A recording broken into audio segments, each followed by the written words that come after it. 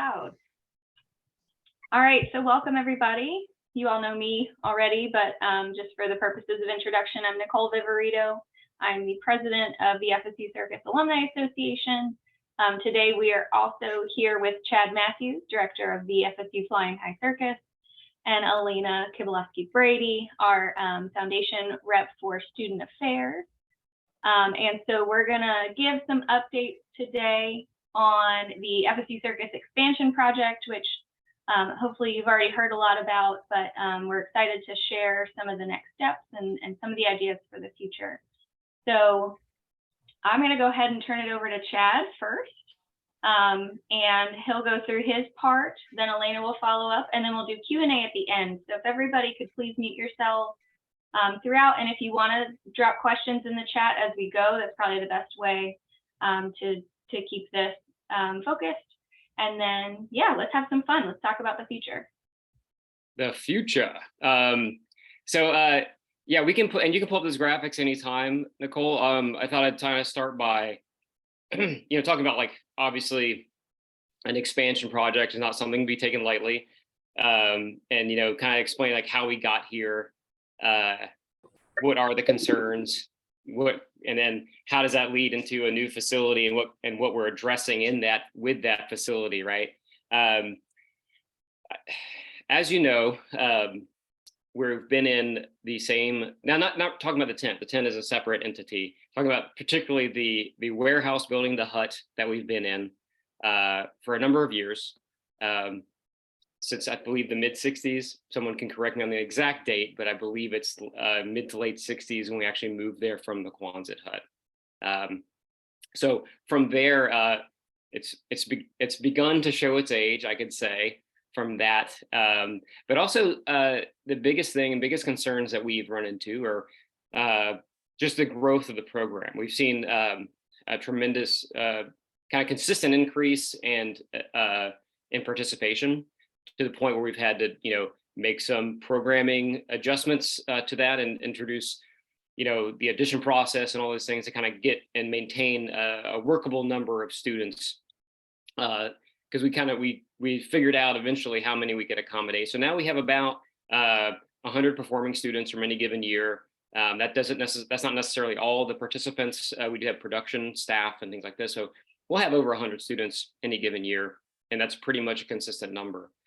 So with that, other expansion issues, program expansion, I guess you could say, things that require just more space. So everything we've done and the improvements we made in the program and the show and all the things that we've tried to do have come with them more space requirements.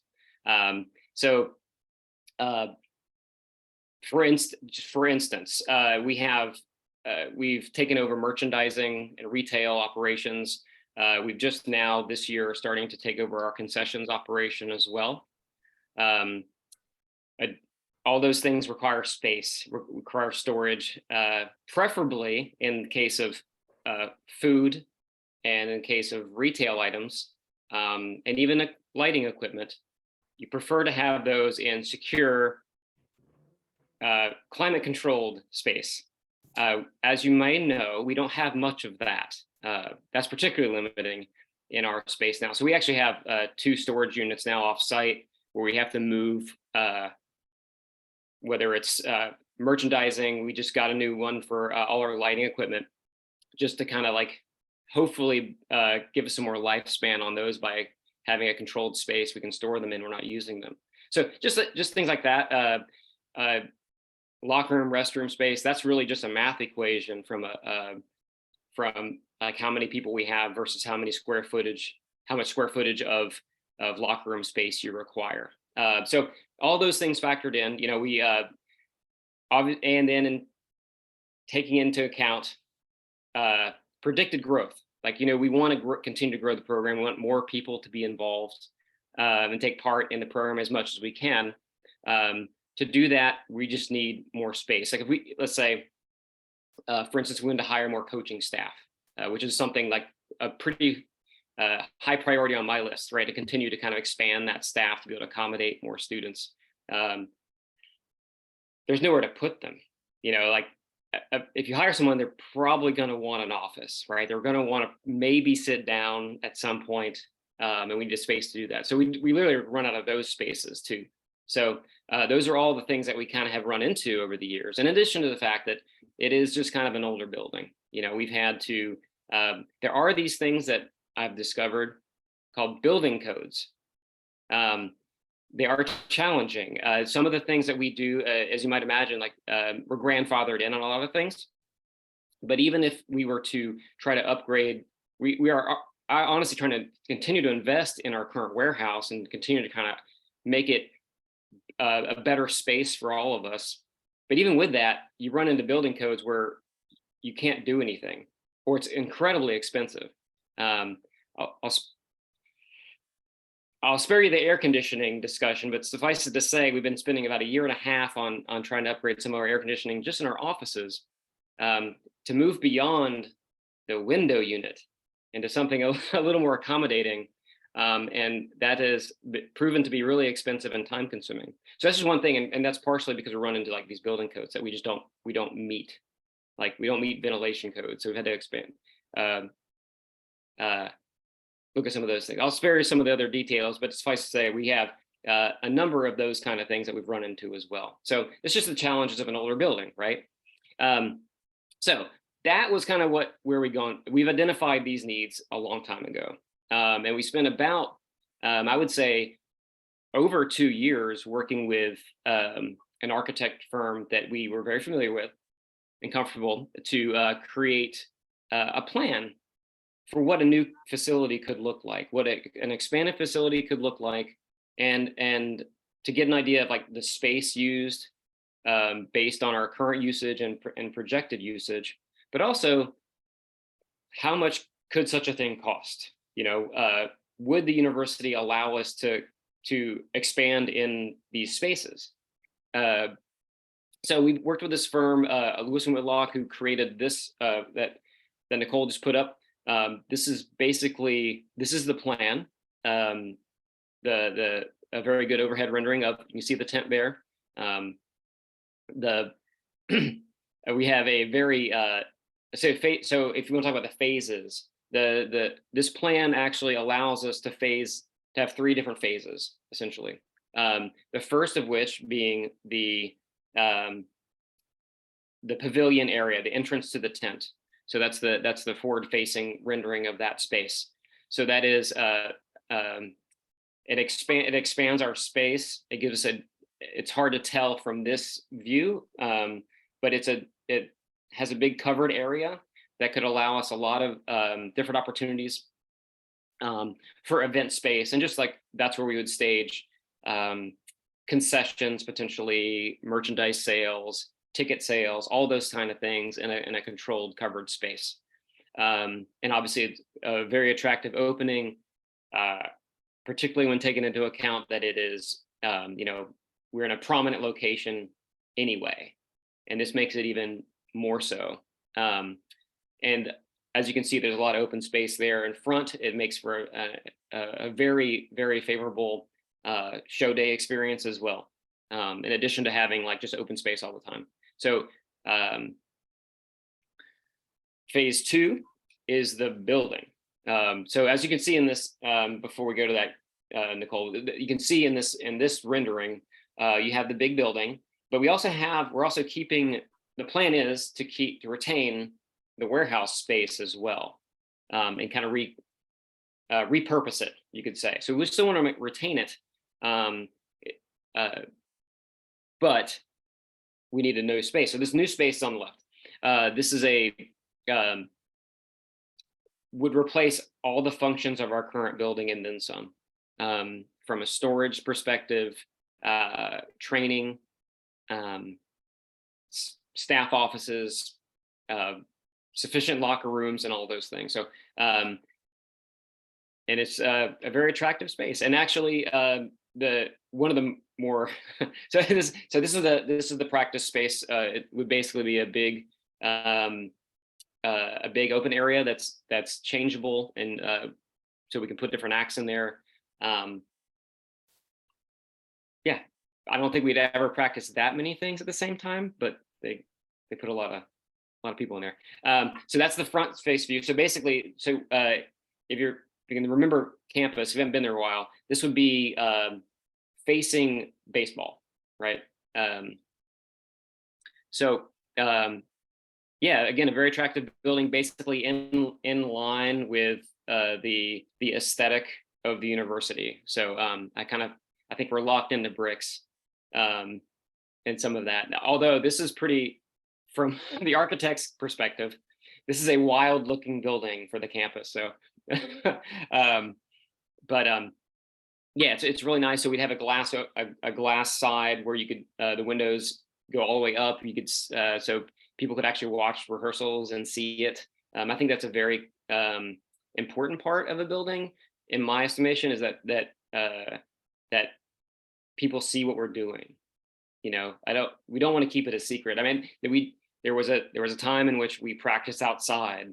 You know, everyone saw us working. Somehow people still didn't realize we had a circus. But I'd like to retain that element. I think it's a really cool part of what we do, and practice is such a big part.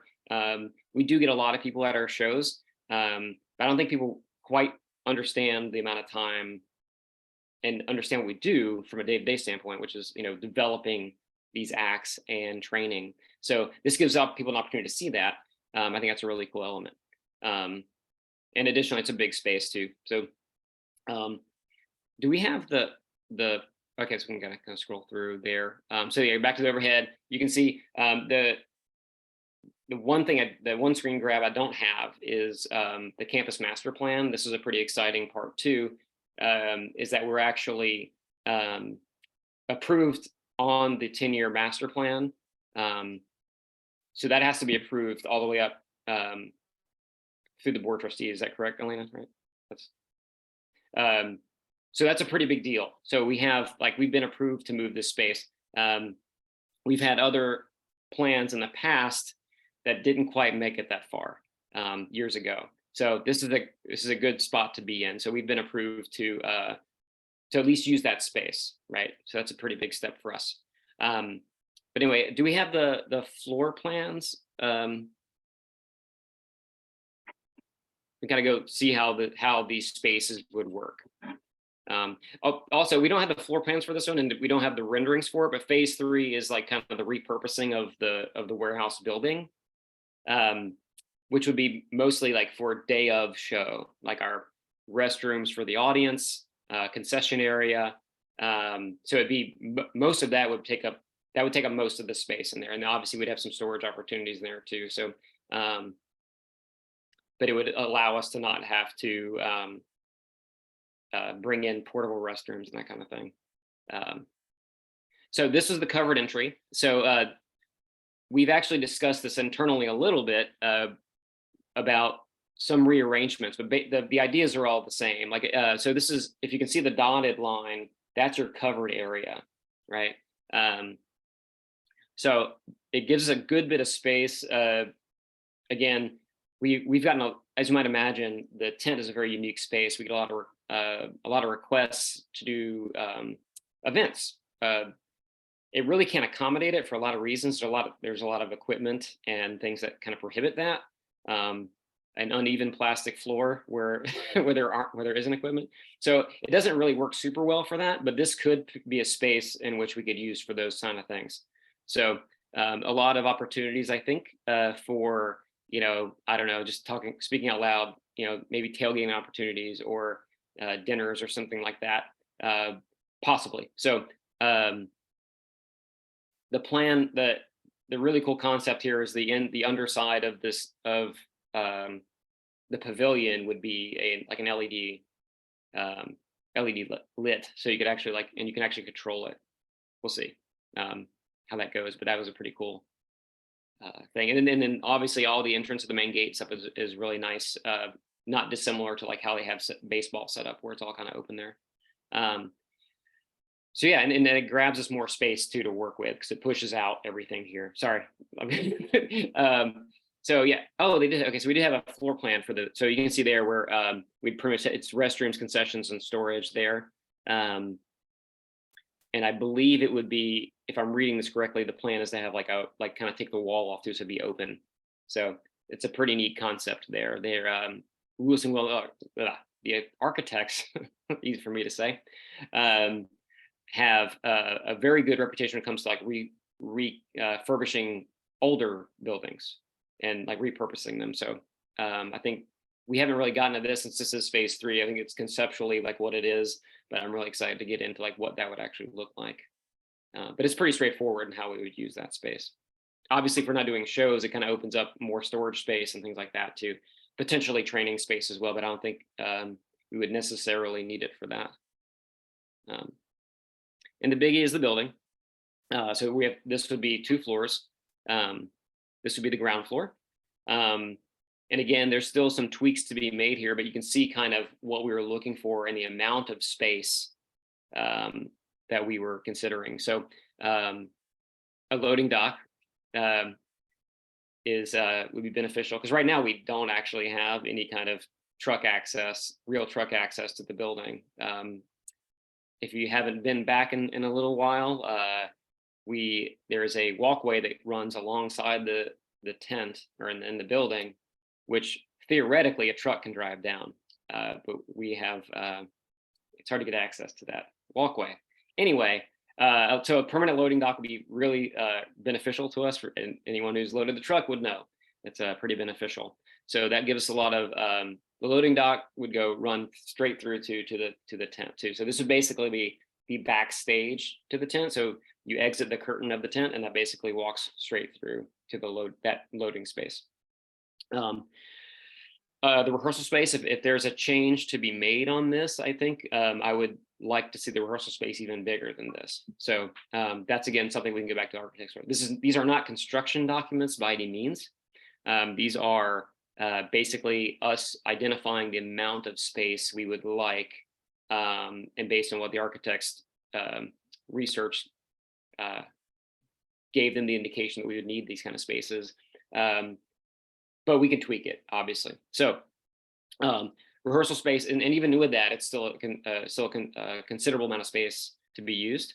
Obviously, well, I talked about before, the locker rooms are just kind of what they are. When you factor in about what kind of participation we have and how many people are there, that kind of gives you kind of your square footage on your locker room space. The lounge space is there too, as something we considered. Obviously, we've talked about a lot of different types of spaces we could use in this building.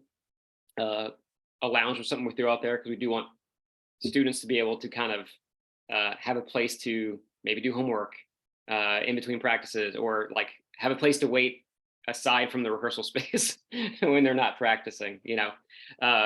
That's something we just kind of, you guys are familiar with. But it could also be, the lounge space could also be part of a museum type space as well. So there's obviously that's a pretty big thing for me that I would like to make sure is part of the building. Is kind of a way to kind of display. There is a display there actually too. But even throughout the building, like kind of serving as a kind of living museum in a lot of ways, right? And actually having a lobby and reception area is pretty standard, right? Second floor is obviously the first two, the biggest spaces are just like kind of open because the rehearsal space is a 2 floor, as is the storage. And we have, offices would be here, office suite.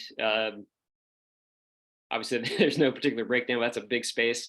We'll see how that gets moved around, because the reality is we probably would need to push out the costume workshop a little bit too. As we do more shows and do different kinds of shows, costume storage and production requires more space than it used to. So that could be a consideration there, but that's where all that would go. So we'd be all up on the 2nd floor, and then there's some restrooms up there as well. But yeah, it's pretty straightforward. We're not introducing anything really different aside from like the lounge space. Mostly it's like just bigger spaces of what we currently have. So I think it was really liked the design they came up with, and obviously the firm that we've been working with works extensively with the university, so they understand the unique requirements, I think, just from the aesthetics of buildings and what the university facilities would require for a building like that on campus. So yeah, that's it. Now we just got to pay for it.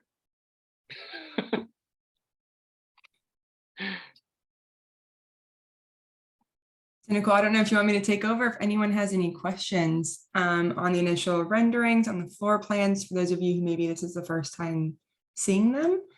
Kind of leave it open for a moment and see if anybody has any thoughts. Well, I do. I have concerns about the large windows in the rehearsal space. You know, thinking as a photographer, I would have trouble photographing if I was facing the windows. That doesn't matter. But what's it going to be like with sun in the afternoon coming in? Yeah, you can see it. Like, it's hard to kind of maybe tell what they are, but there are like covers over the windows. Right. So it literally has like screens, like exterior screens there, for that very reason. And maybe since it is close to baseball, maybe protect from flying projectiles. Okay. No, because you're right. It could be, if windows facing that direction could be a little rough. But trying to think. Yeah, I guess it would be an afternoon. Yeah.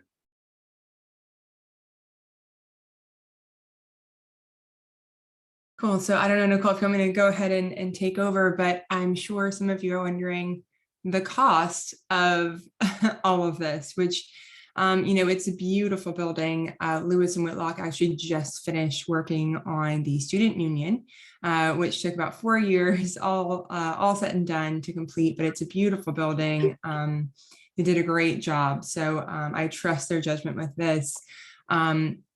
All in all, it's over 15 million for all 3 phases, which is why we decided to split it up.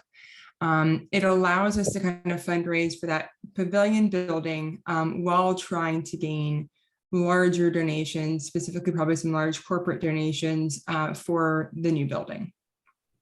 But it gives us this new grand entrance that when you come and show people the space, it is amazing. It's the entrance the circus deserves, in all honesty. So that particular building will be 3.5 million. So we kind of started off, for those of you who've kind of been a part of this for a little while, at the 75th Gala. We kind of opened it up to all of you and kind of started our more open fundraising campaign. At the moment, we're just shy of about 200K in gifts that have come in, with hopefully another kind of 1.2 in planned gifts. The thing about planned gifts, so gifts and wills, is they aren't realized necessarily right away. For good reason. We want all of you to stick around, but that does mean that we're not quite where we want to be. The numbers sound good, but we don't have that cash in hand. So that is what we're currently working on, especially with kind of corporate donors, which are the ones that I think we really need to lean on for a project like this. I don't know, Nicole, if I'm going to kind of walk through the ways of giving, or what you. Well, we can start here. So making a donation obviously is pretty straightforward, right? The thing that I will note is that you can make a pledge, and that pledge can be made over a maximum of 5 years. So say, you think you can only afford to give 500 or 1,000 per year, but you could pledge 2,500 or 5,000 over 5 years, right? Making that bigger impact, so we can start to really tally what we know is going to be coming in. That's going to be really helpful for us moving forward. You can also give, so yeah, walking through kind of the donation page, it's super easy online. And on there, you can also set up options for reoccurring gifts. So you can give annually, but you can also give monthly or quarterly at whatever kind of level you're interested in giving it. You can also give gifts of stock, other securities, or even real estate. For those of you who maybe dabble in the real estate market a bit, real estate gifts could actually provide a lot of benefits tax and income benefits that you might be looking for, and we kind of tailor those to you. We actually have a whole arm that works in real estate itself.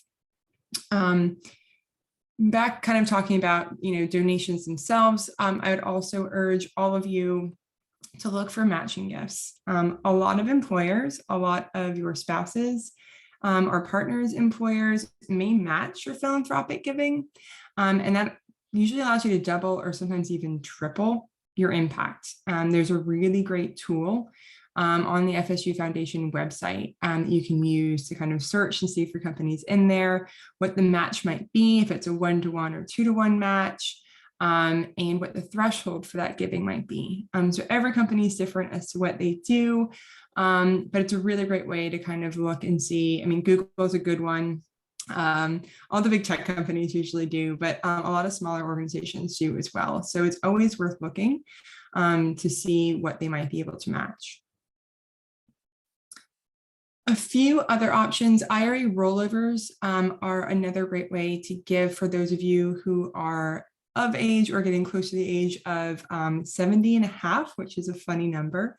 But you can kind of give any amount. I think threshold is 100,000 per year from your IRA directly to charitable organizations, which includes Florida State University, without having to pay income tax on that money. So since that gift doesn't actually count as income, it can reduce that annual income level, reducing Medicare premiums, decreasing the amount of Social Security you might have to pay tax on, that kind of thing. So lots of benefits to look at. After you turn 72, you can actually use it to satisfy that required minimum distribution from your IRA as well. And that does allow us to use that money today and really make an impact at the moment. When we look at things like charitable gift annuities and planned gifts, those are gifts that are fantastic and we're never going to turn those away, but maybe aren't realized quite in the same way. So charitable gift annuities or deferred gift annuities allow you to give a gift to FSU and then receive a fixed amount of in payments per life. And that annuity rate, kind of what you get back and that fixed income, is based on your age, your gender, and things like that. So it's a little bit of a funny one, but it's actually a really great way to not feel like you have to choose between your philanthropic goals and financial security. You're right, you're still taken care of in retirement. A deferred annuity lets you do that a little bit earlier and just not start those payments until you're retired. So you can kind of decide to do it now. Say, I want to do it in 5 years. Once I hit a certain age, do I get a certain rate back? Again, the links that the foundation has on their sites are amazing and give these really great examples of, John Doe is 75 and this is what he decided to do. And it kind of really breaks down great examples so you can understand it a little bit better. Gifts in your will obviously are still fantastic. Bequests allow you to leave cash, real estate, portion of your estate to the circus as well, and really kind of ensure the future of the circus. So we absolutely adore anyone who is willing to put FSU or the circus obviously in their will. Another option that's quite similar is actually beneficiary designation. So you can make FSU Foundation, specifically the Circus Expansion Fund, if you feel so inclined, to receive the assets of your retirement plan or your life insurance policies after you're gone. So again, a really easy way to ensure that your money is being put to good use. And so it's a really a great way, and it's also entirely separate from your will. So you can still leave your kids or your grandkids or whomever, your next door neighbor that you adore, money in your will, but you can also still give back. So that's a really great option as well. But then again, also just sharing this information is a huge part of what I think we need, right? It's a tight group and we love how passionate all of you are about this project, but we can't do it alone. So the more people who know about this and know about those really easy, fantastic ways of giving, the better off we're going to be, and the quicker we can make this happen. Or if you know of any corporates that might have a tie to performing arts or circus arts in any way that maybe we wouldn't have thought of, That's the kind of support that I think we need, that this group can really help provide. We're going to keep pushing. We're not going to stop until we have the money that we need, especially for that first building. And I think Chad and I kind of put our heads together and thought of some fun ways to keep up some energy come home shows this year. And we're considering doing kind of decade gifts, right? Create a little competition between everyone's decades. I know we love eras and decades at the circus, and I think it'd be a great way to create kind of competitive crowdfunding pages and see who can raise the most before the home show. That could be a really fun way for you guys to all get involved and re-engage some of your friends, maybe from years that you might not have stayed as close to. I know you guys probably do. You guys are all really tight. But it's kind of a fun way to create a little competition and keep everyone's interest in this project alive. So I know that was a lot of jargon and a lot of fundraising information, but does anyone have any questions about kind of our goals, what this project looks like? From an FSU standpoint, we're not currently slated to get any money from FSU for this project. That being said, we're trying to make, as Chad mentioned, these spaces as multi-purpose as we possibly can, in hopes that we can eventually work with FSU to get a little bit more support.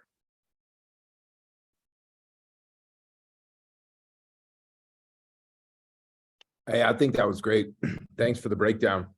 Yeah, of course. I think understanding some of those smaller ways that people can donate, and I say smaller, I don't mean in dollars, I just mean other than the obvious, right? Just stroking a check or whatever that is. Because in my brain, Chad, we talked about that annuity thing when we were there at the 75th, and to me that's an and. So you can stroke a check and then you can put some into the annuity. I know you presented it as maybe an either or scenario, but I like that one as well. So I think there's a bunch of puzzle pieces that people can put together to support the cause. Absolutely. And I didn't even mention there's naming opportunities right now that we have these floor plans that we're still playing a little bit with.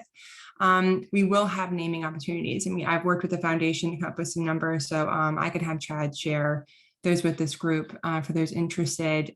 We've got a pretty good range from about starting around 100K. But again, we haven't really delved into the nitty gritty because we don't have those building plans yet. And that'll give us a little better idea of the breakdown of some of those larger spaces. And if we can break that down even further to allow a kind of a wider range of options for those who may want to consider kind of leaving their name, as a legacy in this building. So, or if you know anyone who might be interested in that.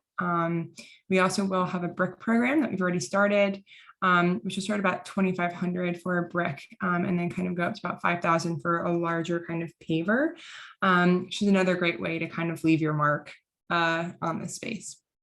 And those are all up in the front and the entryway? That is the plan. So I would take all the renderings with a slight grain of salt, because those are kind of the initial renderings that Lewis and Whitlock gave us to look at, and we will tweak those. So landscaping is like the last thing to get tweaked, in complete honesty. So we'll play around with that kind of front patio area, but I think that's a really nice way for people who aren't even necessarily walking into the circus to see your name, and you're a part of FSU and kind of a larger scale. Cool. Chad, you had mentioned in your opening comments about coaches and where would we put them. Did I miss, is that penciled into that plan at all? Or, well, I don't know, Speedy never had an office, so, maybe just walk around. I beg to differ. He had an office. It was a small pink room. He had an office. Yeah, so there's a it's not really defined on on the floor plans. It's basically just a giant office suite. But Yes. in that planning, basically it's not specific as to what the breakdown of those offices would look like. But in the planning of it, we did talk about like, hey, we would like to have additional office spaces for whether permanent staff or part-time. We employ a good number of students part-time now to work in different roles. So having spaces for that would be good too, but that's all kind of like in that office suite area. That's not really super defined. It kind of just looks like one giant office as it's on there now. But it's a place for them to go to send an email and not be disturbed. That's what I'm getting at. Correct. Yeah, yeah, absolutely. Yeah, cool. I like it. It's exciting. Hey, Chad, in that space, is there also any plans for like conference room or something to hold meetings? Yeah, that's the idea. All that would be the our general, basically replacing the current offices we have now. But yeah, a conference space is definitely on that list. It was a bunch of things we had, and they had when we first went into this, we just had basically a spreadsheet of different things we wanted, and then they broke down by square footage. But in the office suite on this picture, they just added it all together. That'll be probably our next round of kind of updating these things, is maybe having them be a little more specific, you know.